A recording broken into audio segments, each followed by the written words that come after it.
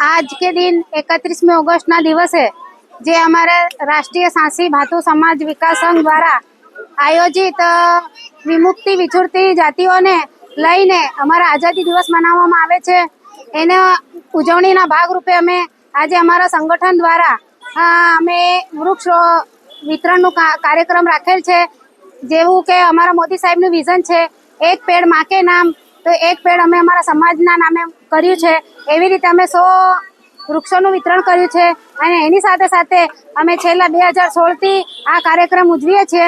એના ભાગરૂપે અમે રેડ ક્રોસ સોસાયટીને મળીને સાથે બ્લડ ડોનેશનનો બી કાર્યક્રમ રાખીએ છીએ. તેના સાથે અમે એનું બી આયોજન કર્યું છે રેડ ક્રોસ સોસાયટી સાથે મળીને બ્લડ ડોનેશનનું. અને જે અમારી 31 ઓગસ્ટ એટલે શું કે અમારા આઝાદી દિવસ કે અમારી સાંસી સમાજની એક સમાજ છે જે આખા ઓલ હિન્દુસ્તાનમાં વસે છે પણ અમારા ગુજરાતમાં બી વસે છે. ત્યાં લોકો એમને છારા, ભાતુ, આડોડિયા સાંસી સમાજ તરીકે ઓળખે છે.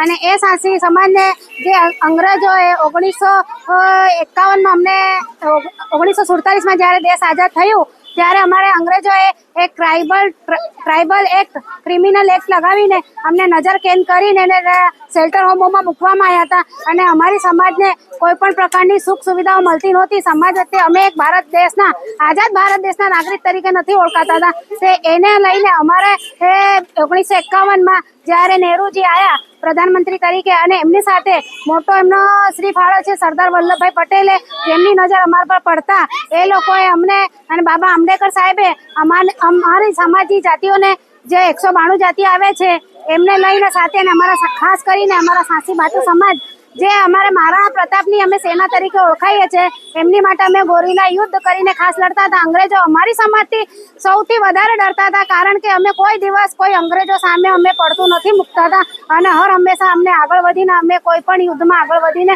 ભાગ ભજવતા હતા અને અમે કોઈની પાછળ પડવાના નથી. એટલે એ લોકો ડરીને અમને ટ્રાઇબલ એક્ટ લગાવીને અમને જે નજર કેદ કરવામાં આવ્યા છે ત્યારે અમને 1951માં અમને આઝાદી મળી.